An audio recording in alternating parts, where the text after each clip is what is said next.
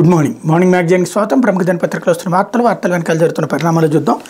ఈనాడు చూస్తే జగన్ ద్వేషనామ సంవత్సరం అనుకుంటా. ఎందుకంటే జగన్ ముఖ్యమంత్రిగా ఉన్నా వ్యతిరేకిస్తారు, ప్రతిపక్షంలో ఉన్నా వ్యతిరేకిస్తారు. కాబట్టి తొలి రోజే బాబు ప్రేమనామ సంవత్సరం, అట్లాగే జగన్ ద్వేషనామ సంవత్సరం. ఇది ఈనాడు జ్యోతిలది వ్యవహారంతో ప్రారంభమైంది. పెంచే దోచే రిజిస్ట్రేషన్లో జగన్ మార్కు నిలువు దోపిడీ, ఇష్టారాజ్యంగా ఆస్తులు విలువ పెంపు, వాస్తవ ధరను దాటిపోయిన వైను, అడ్డగోలుగా పెరిగిపోయిన రిజిస్ట్రేషన్ ఛార్జీలు, అదనపు భారంతో జనం గగ్గోలు. ఇది ఒక విచిత్రమైన మానసిక జాడ్యంతో ఉండేటటువంటి వాళ్ళు మాత్రమే ఇట్లాంటి ద్వేషపూరిత వార్తలు రాస్తారు. నేను ఛాలెంజ్ చేసి అడుగుతున్నా, ఒక్క ఊర్లోనన్నా సరే అక్కడున్న రిజిస్ట్రేషన్ వాల్యూకి అక్కడ అంతకంటే భూమి ధర తక్కువకుంటే కనుక ఆ ఊర్ల పేరు రాయండి. ఖచ్చితంగా ఛాలెంజ్ చేసి అడుగుతున్నా. ఎందుకంటే సాధారణంగా 10 లక్షల రూపాయలు ఉంటే రిజిస్ట్రేషన్ ఛార్జీ 2 లక్షలే ఉంటుంది. మార్కెట్ వాల్యూలు పెంచుతూ ఉంటారు.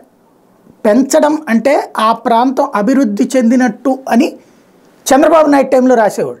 ఇప్పుడు ఫర్ ఎగ్జాంపుల్ ఇదివరకు మా ఏరియాలో గజం 10,000 రూపాయల లెక్కన ఉంటాయి. అంటే 5,000 రూపాయలు 6,000 రాసేవాడు. ఇవాళ 25,000 30,000 రూపాయలు పలుకుతుంది. మెయిన్ రోడ్డు మీద 50,000-60,000 పలుకుతుంది. రిజిస్ట్రేషన్ వాల్యూ వచ్చేటప్పటికి 10,000 15,000 రూపాయలు ఉంటుంది. ఇది ప్రతి ఊర్లో తెలుసు. ఆ ఏరియా రియల్ ఎస్టేట్ వాళ్ళు కోరుకునేది ఏంటంటే మార్కెట్ వాల్యూ పెంచడం. ఇప్పుడు ఫర్ ఎగ్జాంపుల్ 25,000-50,000 ఉన్నటువంటి చోట రిజిస్ట్రేషన్ వాల్యూ 10,000 ఉందనుకోండి, ఆ 15 తేడా ఉంటుంది. అదే ఇక్కడ కనుక 15,000 మార్కెట్ వాల్యూ చేశారనుకోండి, సార్ రేట్లు పెరిగిపోతున్నాయి సార్, ఇక్కడ అర్జెంట్ కొనుక్కోండి అంటారు. రియల్ ఎస్టేట్ వ్యాపారుల కోసం ఏ ప్రాంతం అభివృద్ధి చెందిందో అది ఫోకస్ కోసం అని ఇదివరకు చంద్రబాబు టైంలో రాసేవాళ్ళు. చంద్రబాబు టైంలో ఏడాదికి 1-2 సార్లు పెంచినటువంటి సందర్భాలు ఉన్నాయి రిజిస్ట్రేషన్ వాల్యూస్. మార్కెట్ వాల్యూలు పెరిగిపోయినాయి ఆ ఏరియాలో అన్నటువంటి. ఇవాళకైనా నేను అడుగుతున్నాను కదా, ఇదిగో ఈ ఊళ్ళో ఇక్కడ కేవలం 5,000 రూపాయలే ఉంది భూమి ధర, 10,000 రూపాయలు మార్కెట్ వాల్యూ వేస్తున్నారు అంటే రిజిస్ట్రేషన్ వాల్యూ వేస్తున్నారు అని చూపించండి. ఆ ఊరికి వెళ్దాం, అక్కడ భూమి కొనిపించండి, కొనుక్కుందాం, ఖచ్చితంగా కొనుక్కుందాం, అదేదో చూపించండి.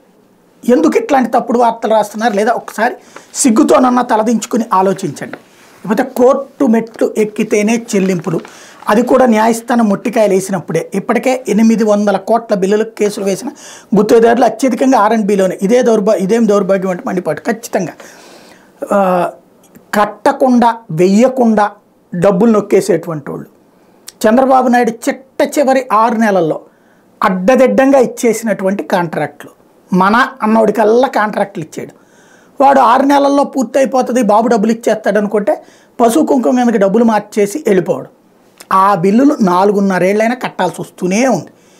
అట్లాగా అడ్డదిడ్డంగా ఎట్లా ఇచ్చేసావు ఈ 4 నెలల్లో, చిట్ట చివరి 6 నెలల్లో చంద్రబాబు నాయుడు ఇచ్చినటువంటి కాంట్రాక్ట్ లిస్ట్ తీస్తే అది కాకుండా ఇంకేం పెండింగ్లు ఉన్నాయి అన్నటువంటిది ఒకసారి లెక్క తీస్తే బాగుంటుందేమో. ఇకపోతే రండి ఆధునిక ఆంధ్రప్రదేశ్కి పునాదులేద్దాం, రాష్ట్ర దిశ మార్చేలా తెలుగుదేశం పార్టీ జనసేన ఉమ్మడి మేనిఫెస్టో.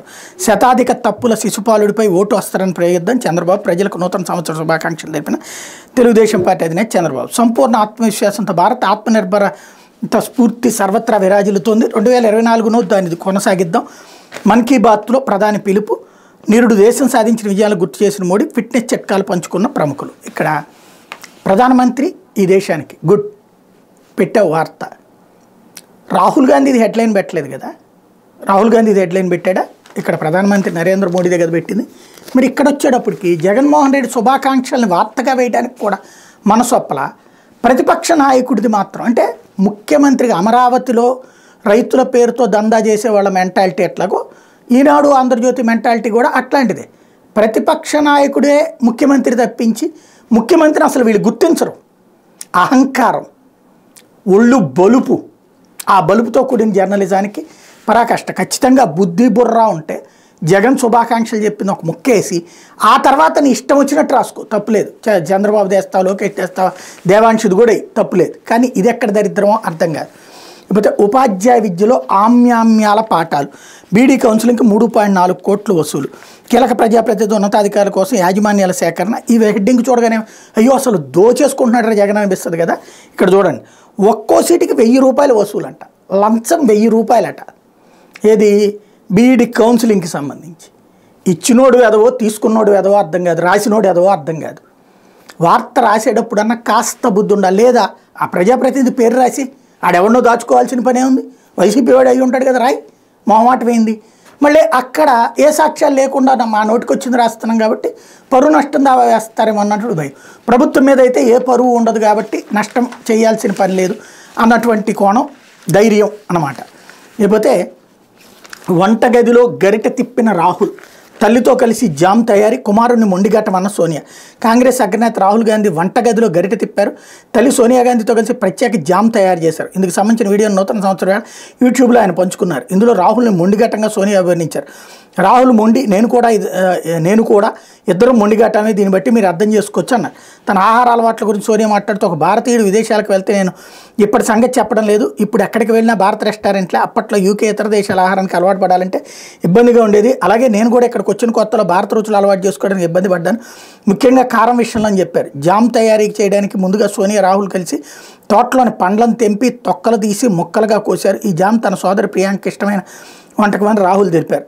భాజపా వాళ్ళు కోరితే పంపుతామన్నారు. పాపం కొత్త సంవత్సరం రోజున ఇదిగో ఈ సంవత్సరంలో మాకు అధికారం ఇస్తే మేము ఇది చేస్తామని చెప్పాలి. జామ్ ప్రియాంకకు పంపిస్తే జనాలు ఓట్లేయరు. వాళ్ళ పబ్లిక్ రిలేషన్స్ విభాగం వాళ్ళు ఇట్లాంటి దిక్కుమాలినటువంటి వాటితో నడుపుతున్నట్టారు. లేకపోతే సంపూర్ణ ఆత్మవిశ్వాసంతో భారత్ ఆత్మనిర్భర స్ఫూర్తి సర్వత్రా విరాజిల్లుతోంది. 2024లో దాన్ని కొనసాగిద్దాం. మన్ కీ బాత్లో ప్రధాని పిలుపు. ప్రస్తుతం భారత్ సంపూర్ణ ఆత్మవిశ్వాసంతో ఉందని ప్రధానమంత్రి నరేంద్ర మోడీ ఉద్ఘాటించారు. ఆత్మనిర్భరత సాధించడంతో పాటు అభివృద్ధి చెందిన దేశంగా ఎదగాలన్న స్ఫూర్తి సర్వత్రా విరాజిల్లుతోందని పేర్కొన్నారు. దాన్ని 2024 కొనసాగించాలని పిలుపునిచ్చారు. మన్ కీ బాత్ 108వ ఎపిసోడ్లో ఆదివారం ఆయన ప్రసంగించారు. గత ఏడాది మన దేశం సాధించిన అనేక విజయాలను ప్రస్తావించారు. భారతీయులందరికీ నూతన సంవత్సర శుభాకాంక్షలు తెలియజేశారు. ప్రతి ఒక్కళ్ళు శారీరక మానసిక ఆరోగ్యంపై దృష్టి పెట్టాలని పిలుపునిచ్చారన్నటువంటి వార్తని ఇక్కడ హైలైట్ చేశారు. ఇకపోతే వైఎస్ఆర్ పెన్షన్ కానుక సాక్షి అడ్వర్టైజ్మెంట్తో హైలైట్ చేసింది. ఇకపై ప్రతి నెల 3,000 రూపాయలు. రాష్ట్ర వ్యాప్తంగా 1 జనవరి 2024 నుండి 8 రోజుల పాటు పండగ వాతావరణంలో పెన్షన్ల పెంపు ఉత్సవాలు. ప్రజాప్రతినిధులు, శాసనసభ్యులు, గ్రామస్తులు అందరూ 1వ తారీఖు నుండి 8వ తారీఖు వరకు ఉత్సవాల్లో పాల్గొంటారు. 3 జనవరి 2024 కాకినాడ రంగరాయ మెడికల్ కాలేజీ గ్రౌండ్స్లో జరిగే కార్యక్రమంలో పాల్గొంటూ పెంచిన పెన్షన్ లబ్ధిదారులకు అందజేయనున్న గౌరవ ముఖ్యమంత్రి వైఎస్ జగన్మోహన్ రెడ్డి. దీంతోపాటు కొత్తగా అర్హులైన 1,17,161 మందికి పెన్షన్ కార్డులు పంపిణీ. పెన్షన్ల పెంపు తాతల పెన్షన్ 3,000 వరకు పెంచుతున్నారన్నట్టు గ్రామ వార్డు వాలంటీర్ల ద్వారా టెన్షన్గా ప్రతి నెల 1వ తేదీ పొద్దున్న అన్నట్టు. గత పాలనలో ఎన్నికలకు 6 నెలల ముందు వరకు ఇచ్చిన పెన్షన్ల సంఖ్య కేవలం 39 లక్షలు. అదే జగనన్న ప్రభుత్వం ఇస్తున్న పెన్షన్ల సంఖ్య 66.34 లక్షలు. గడిచిన 55 నెలల్లో కొత్తగా మంజూరు చేసిన పెన్షన్లు 29,51,760 మందికి కొత్తగా ఇచ్చామని చెప్తున్నారు. అది నిజమో కాదో తెలుగుదేశం పార్టీ స్పష్టం చేయాలి. వాళ్ళు 2013లో 14కి ఎన్ని ఇచ్చారు, 18 నాటికి ఎన్ని ఇచ్చారు, 19లో ఎన్ని ఇచ్చారు. ఎందుకంటే 19లో పెంచుతారు సహజంగా, కాబట్టి అదేంటో లెక్క చెప్పాల్సి ఉంది. లేకపోతే ఇది విశ్వసనీయత అంటూ వార్తగా రాసుకొచ్చారు. ఇందులో న్యూ ఇయర్ గిఫ్ట్గా నేటి నుంచి పింఛను 3,000 రూపాయలు. ప్రతి అడుగులో నమ్మకాన్ని పెంచిన ముఖ్యమంత్రి వైఎస్ జగన్. మండలాల వారీగా ఈ నెల 8 వరకు పండుగ వాతావరణంలో పెంచిన పింఛన్ల పంపిణీ. 3వ తేదీని కాకినాడలో స్వయంగా పాల్గొన్న సీఎం జగన్. స్థానిక ఎమ్మెల్యేలు, ప్రజాప్రతినిధుల ఆధ్వర్యంలో ఎక్కడికక్కడ ఉత్సాహంగా కార్యక్రమాలు. ఎప్పటి మాదిరిగానే నిర్దేశించిన తేదీలో గడప వద్దే లబ్ధిదారులకు పింఛన్లు అందజేయనున్న వాలంటీర్లు. ఈ నెల నుంచి కొత్తగా మరో 1,17,161 మందికి కూడా పింఛన్లు అన్నటువంటిది రాసుకొచ్చారు. లేకపోతే ఇండియాలో పొత్తు చిచ్చు అంటూ సీట్ల పంపకాలపై కూటమి పక్షాలతో కాంగ్రెస్ చర్చలు. బెంగాల్, బీహార్, మహారాష్ట్రలో అసంతృప్తులు. ఒంటరిగానే వెళ్తామంటున్న మమతా బెనర్జీ, కేజ్రీవాల్. ఓ పక్కన శివసేన అదే అంటోంది, ఎవరికి వాళ్ళు మాకు ఎక్కువ సీట్లు కావాలంటున్నారు, వీళ్ళని సర్దుకోమంటున్నారు. దాంతో పెద్ద సమస్య వచ్చుకొచ్చింది. లేకపోతే మొదలెట్టేశారు రోయ్ పిట్టల దొర. గతంలో మాయ చేసినట్టు ఎడాపెడా హామీలు గుప్పిస్తున్న టీడీపీ అధినేత చంద్రబాబు నిరుద్యోగ భృతి నెలకు 3,000 ఇస్తాను కుప్పంలో సభలో ప్రకటన. అధికారంలో ఉన్నప్పుడు నిరుద్యోగ భృతి హామీకి తూట్లు. ఇప్పుడు మళ్ళీ అదే హామీతో యువతను మభ్యపెట్టే నాటకం. గతంలో ఇంటికో ఉద్యోగం హామీ బుట్టదాఖలు. ఇప్పుడు 20 లక్షల ఉద్యోగాలు ఇస్తాను ప్రగల్భాలు. ఎన్నికల ముంగిట హామీల ఫీట్లు అంటూ రోజు ఇస్తున్నటువంటి హామీలకు సంబంధించినటువంటి వార్తని హైలైట్ చేశారు. లేకపోతే తెహ్రీకే హురియత్పై నిషేధం. పాకిస్తాన్ అనుకూల వేర్పాటువాద సంస్థ తెహ్రీకే హురియత్ టీఈహెచ్పై నిషేధం విధిస్తున్నట్టు కేంద్ర హోంశాఖ ప్రకటించింది అన్నటువంటి వార్తను కూడా హైలైట్ చేశారు. లేకపోతే మరిన్ని శాటిలైట్లు అణ్వస్త్రాలు తదితర ఆయుధ సంపత్తిని భారీగా పెంచుకున్నామని ఉత్తర కొరియా నియంత కిమ్ చెప్పినటువంటి వార్తను కూడా ఇక్కడ ప్రధానంగా హైలైట్ చేసినటువంటి పరిస్థితి. ఏదైతే అణ్వస్త్రాలను ఓ పక్కన అన్నవస్త్రాలు లేవు వాళ్ళ దేశంలో, అణ్వస్త్రాలు మాత్రం చేస్తారు. మన దేశంలో అన్నీ ఉన్నా కూడా మన వాళ్ళ మీద పడి ఏడ్చినటువంటి రోజులతో పోల్చుకుంటే ఇప్పుడు దాని మీద రాసేవాడు కరువయ్యాడు. ఇకపోతే నీటి నిల్వలో అగ్రగామి కృష్ణ, 2వ స్థానంలో గంగా, 3వ స్థానంలో గోదావరి, 9వ స్థానంలో పెన్నా నది. బ్రహ్మపుత్ర బేసిన్లో రిజర్వాయర్ నిల్వ సామర్థ్యం 88.65 టీఎంసీలే. దేశంలో అత్యధిక నీటి నిల్వ సామర్థ్యం గల జలాశయాలు ఉన్న నదులు కృష్ణానదిని అగ్రగామిగా నిలిచింది. అతిపెద్ద నది అయిన గంగ, రెండో అతిపెద్ద నది అయిన గోదావరి కన్నా నీటి నిల్వ సామర్థ్యం ఉన్న జలాశయాల అగ్రగామిగా కృష్ణానది కేంద్ర జలసంఘం రికార్డులోకి ఎక్కింది. దేశంలో హిమాలయ ద్వీపకల్ప నదులతో పాటు అన్ని నదీ పరివాహక ప్రాంతాల్లో నిర్మాణం పూర్తయిన జలాశయాల నీటి నిల్వ సామర్థ్యం 9105 టీఎంసీలు. ఇందులో 1788 టీఎంసీల నిల్వ సామర్థ్యం ఉన్న రిజర్వాయర్లతో కృష్ణానది ప్రథమ స్థానం నిలిచింది. ఇందులో తెలుగు రాష్ట్రాల్లోని రిజర్వాయర్ల నీటి నిల్వ సామర్థ్యం 589 టీఎంసీలు కావడం గమనార్హం అన్నటువంటి వార్తని హైలైట్ చేశారు. ఇకపోతే ఆంధ్రజ్యోతి, మరి ఇదివరకు భారతీయ జనతా పార్టీతో తెలుగుదేశం పొత్తు పెట్టుకుంది. ఎప్పుడన్నా ఇద్దరి జాయింట్ ప్రోగ్రామ్ అయితే తప్పించి బీజేపీ బొమ్మలో పవన్ కళ్యాణ్ కానీ బీజేపీ అడ్వర్టైజ్మెంట్లో లేకపోతే జనసేన వాళ్ళ అడ్వర్టైజ్మెంట్లో కానీ మోడీ బొమ్మ కానీ ఏమన్నా చూసామా? లేదు. లేదా తెలుగుదేశం పార్టీ బీజేపీ పొత్తు పెట్టుకుని ఉన్నారు, అప్పుడు చంద్రబాబు నాయుడు బొమ్మ బీజేపీ వాళ్ళ దాని మీద కానీ బీజేపీ వాళ్ళ బొమ్మ తెలుగుదేశం పార్టీ దాని మీద కానీ ఉందా? లేదు. కానీ తెలుగుదేశం దిగజారిందో జనసేన ఎదిగిందో తెలియదు, కానీ జనసేనాని అడ్వర్టైజ్మెంట్ ప్రతి దాంట్లో కూడా అచ్చెన్నాయుడుతో సమానం చేశారు పవన్ కళ్యాణ్. ఇక్కడ ఒక విధంగా దిగజార్చారు. చంద్రబాబు నాయుడు బొమ్మ పెద్దది ఉంటుంది, లోకేష్ బొమ్మ పెద్దది ఉంటుంది. అచ్చెన్నాయుడు స్థాయికి ఇక్కడ పవన్ కళ్యాణ్ని దిగజార్చారా, లేకపోతే తెలుగుదేశం అడ్వర్టైజ్మెంట్లో కూడా పవన్ కళ్యాణ్ని పెట్టడం ద్వారా పెంచారా అన్నది తేలాల్సి ఉంది. ఎరపతినేని శ్రీనివాస్కి శుభాకాంక్షలు చెప్తూ ఇచ్చే అడ్వర్టైజ్మెంట్లో చంద్రబాబుది పెట్టుకున్నారు, అచ్చెన్నాయుడు పెట్టుకున్నారు, వీళ్ళదంతా ఓకే, కానీ పవన్ కళ్యాణ్ పెట్టుకోవడం ఒక విచిత్రం. లేకపోతే ఆంధ్రజ్యోతి, ప్లీజ్ ఏపీకి రావద్దు చెల్లి అని షర్మిలకి జగన్ రాయబారం.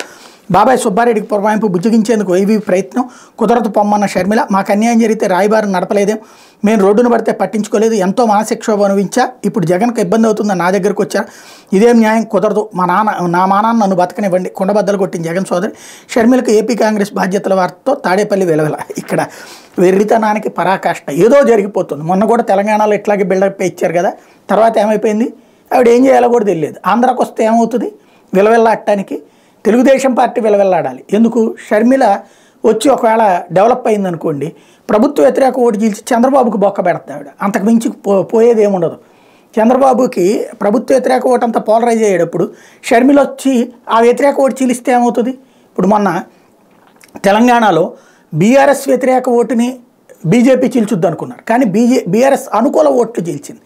ఇక్కడ అట్లా వైసీపీ అనుకూల ఓట్లను షర్మిల తీలుస్తుంది అన్నటువంటిది వీళ్ళ ఉద్దేశం. కానీ అక్కడ BRS versus BJP versus Congress. ఇక్కడ వచ్చేటప్పటికి వైసీపీ వెర్సెస్ తెలుగుదేశం, మధ్యలో షర్మిల. ఎవరి ఓట్లను చీల్చాలి, ప్రభుత్వ వ్యతిరేక ఓట్లను చీల్చాలి. ఇక్కడ అసలు పాయింట్ అది, లాజిక్ మిస్ అవుతున్నటువంటి పాయింట్ అది. లేకపోతే ఇంకోటి ఆవిడ వచ్చేసి ఈయనేదో బతిన్లాడేస్తే, ఇంకోటి ఆవిడకి ఏమన్యాయం జరిగిందంట, ఇదిగో నా ఆస్తి లాక్కున్నాడు, ఇదిగో నాకు ఈ ఆస్తి రావాల్సి ఉంటే ఆయన తీసుకున్నాడు చెప్పమనండి షర్మిలని. లేకపోతే ఆవిడని ఎవరు కొట్టారా, తిట్టారా, ఇంకా సునీత అన్నదంటే ఒక అర్థం ఉంది. షర్మిల విషయంలో ఏం జరిగిందంట, ఆవిడకి ఏదో అన్యాయం జరిగిపోయింది, విక్టిమ్ కార్డ్. ఎన్టీ రామారావుకి అన్యాయం జరగల, లక్ష్మీపార్వతికి అన్యాయం జరగల, నందమూరి కుటుంబానికి అన్యాయం జరగల, హరికృష్ణకి అన్యాయం జరగల. వాళ్ళందరినీ చంద్రబాబు నాయుడు అద్భుతంగా చూసుకుంటున్నాడు. ఇప్పటికి కూడా అప్పుడప్పుడు మీటింగులకి తప్పించి వాళ్ళకి ఏమైనా ఒరిగిందా? మరి ఏం నందమూరి తారక రామారావు గారి కొడుకులకి ఏం సాధించి పెట్టారు? బాలకృష్ణకి ఏం న్యాయం జరిగింది, హిందూపురంలో మూలబడేసి ఉంచడమా? కనీసం మంత్రి పదవాన్ని ఇచ్చారు పోనీ ఆయనకి ఇండియాల నుంచి? లేదు. నందమూరి కుటుంబంలో ఇంకెవరు బ్రతుకుంది, అక్కడ వాళ్ళకి ఎవరికి లైఫ్ ఉంది? మరి అక్కడ వాళ్ళు ఎవరికి అన్యాయం జరగలేదా? షర్మిలకి అన్యాయం జరిగిందా? కవితను చూశారు కదా ఏమైందో పెట్టుకున్నందుకు. అట్లాగా అవ్వలేదు. అట్లా కాకుండా బాధ్యతగా జగన్ ఉన్నందుకు దాన్ని ఇక్కడ జగన్ ఏదో తప్పు చేసేసాడని చూపించేటటువంటి ప్రయత్నం, నాటకాలు నడుస్తూనే ఉన్నాయి. లేకపోతే ప్రభుత్వం మొద్దు నిద్ర వీడాలి అంటూ నినాదాలతో హోరెత్తించిన అంగన్వాడీలు, నడి రోడ్డుపై ఆట పాటలు, నృత్యాలు, పారిశుద్ధ్య కార్మికులు, అర్ధనగ్న ప్రదర్శనలు, చెత్తవాహనాలు, చలిమంటలు, జగన్తో అన్ని బ్లాక్ డే, సమగ్ర శిక్ష జేఏసీ అంటూ రోజు రాసుకొచ్చేటువంటి దేశం. చెప్పాను కదా, జగన్ ద్వేషనామ సంవత్సరం అన్నటువంటిది వీళ్ళది. పత్రికలు ఫ్రంట్ పేజీల్లోనే వాటితో నడిచినాయి. అయితే నక్సల్స్పై చివరి అస్త్రం. ఒడిశా నుంచి ఛత్తీస్గఢ్కు 3000 జవాన్లు, ఐటీబీపీ యూనిట్లు కూడా అబూజ్మండ్కు పైన, నక్సలిజం అంతానికి ప్రణాళిక అమలు అన్నటువంటి వార్తని ఇక్కడ హైలైట్ చేశారు. అయితే జగన్ నిర్ణయాలతో డిస్కమ్లపై పెనుభారం అంటూ పీపీఎల్ రద్దుతో 16,000 కోట్ల అప్పు, ఆలస్యంగా చెల్లింపులపై అదనంగా వడ్డీ భారం మరో 1,800 కోట్లు, సంప్రదింపులతో లెక్క తేల్చాలని సీఎం, అప్పుల భారానికి బాధ్యత ఎవరు అంటూ ఓ పక్కన అడ్డదిడ్డంగా 4.5 రూపాయలకి 2.5 రూపాయలకి కరెంట్ వస్తున్నప్పుడు 4.5 రూపాయలకి ఒప్పందం చేసుకున్నటువంటి చంద్రబాబు నాయుడు గొప్పోడు, దాన్ని ఆపినటువంటి జగన్ దుర్మార్గుడు అని రాసుకొచ్చేటటువంటి వార్త. వీళ్ళ బుద్ధిలో అందులో పెద్ద మార్పు ఏమీ ఉండదనడానికి సజీవమైనటువంటి సాక్ష్యం. లేకపోతే గుట్టుగా దోపిడీకి షురు అంటూ ఇసుక ఒప్పందాల్లో జగన్ నాటకం. డిసెంబర్ 11 ప్రతిమా జేసీకేలతో అగ్రిమెంట్, అదే రోజు నుంచి అమ్మకం బాధ్యతలు. కానీ 22 కలెక్టర్లకు గనుల శాఖ ఉత్తర్వులు, 2 ఏళ్ల కాల వ్యవధితో కాంట్రాక్ట్, పర్యావరణ అనుమతులపై సందేహాలు, ఈ కంపెనీలు ఇచ్చే రాయల్టీ ఎంతో వివరాల రహస్యం గురించి సర్కారు గుట్టురట్టు అవుతుందేమో అని భయమా, జీఎస్టీ నెంబర్ లేకుండా రహదారి బిల్లులు ముఖం చాటేస్తున్న గనుల శాఖ అంటూ వీళ్ళు ఇష్టం వచ్చినట్టు రాసేసుకోవచ్చు ఇసుకలో. ఇంతకుముందు చంద్రబాబు నాయుడు ఉచితం అన్న పేరుతో అడ్డదిడ్డంగా దోచుకు తిన్నప్పుడు రాయడానికి మాత్రం మనసొప్పలేదు, ఇప్పుడు రాసుకొస్తారు. మొన్నటిదాకా ఒక జేపీ సంస్థకేంటి, అదేమో జగన్ వాళ్ళ బంధువుది అన్నారు, జగన్ వాళ్ళ అన్న సోదరుడు అన్నారు. మళ్ళీ ఇప్పుడు వచ్చేటికి ఇంకో 2 సంస్థలు వస్తే ఇవి కూడా వాళ్ళకి అనుకూలంగానే అంటారు. ఏందో అర్థం ఏమి ఉండదు. టెండర్లు పెట్టుకుని కావాలంటే రాధాకృష్ణ గారు కూడా టెండర్ వేసుకోవచ్చు, ఆయన వేయలేదు. దానికి ఎవరికి తప్పు అన్నది అర్థం కానటువంటి విషయం. లేకపోతే స్మార్ట్ మీటర్లు తీసుకోవాల్సిందే, వినియోగదారులపై స్వేచ్ఛ లేదు, ఈఆర్సీలో ఈపీడీసీఎల్ పిటిషన్, విద్యుత్ స్మార్ట్ మీటర్ల విషయంలో వినియోగదారులకు స్వేచ్ఛ లేదన్నట్టుగా డిస్కమ్లు ఎవరుస్తున్నాయి, ప్రీపెయిడ్ మీటర్లను బిగించుకోవాలా వద్దా అనే దానిపై నిర్ణయం తీసుకునే అధికారం వినియోగదారులకు ఉందంటూ గతంలో రాష్ట్ర విద్యుత్ నియంత్రణ మండలి స్పష్టం చేసింది. ఈ నిర్ణయాన్ని సవాల్ చేస్తూ కేంద్ర ఇంధన శాఖ మార్గదర్శకాలు, ప్రీపెయిడ్ మీటర్లపై స్పష్టమైన మార్గదర్శకాలను వినియోగదారులు వాటిని ఖచ్చితంగా తీసుకోవాల్సిందేనని ఏపీఈసీడీసీఎల్ తాజాగా ఈఆర్సీలో పిటిషన్ వేసింది అన్నటువంటి వార్తని ఇక్కడ హైలైట్ చేశారు. లేకపోతే సంచలనాల జనసేన. ప్రస్తుతం జనసేన ఒకప్పుడు అమనాభూతులు తిట్టినటువంటి వాళ్ళు ఇప్పుడు భుజాన్ని వేసుకుంటారు.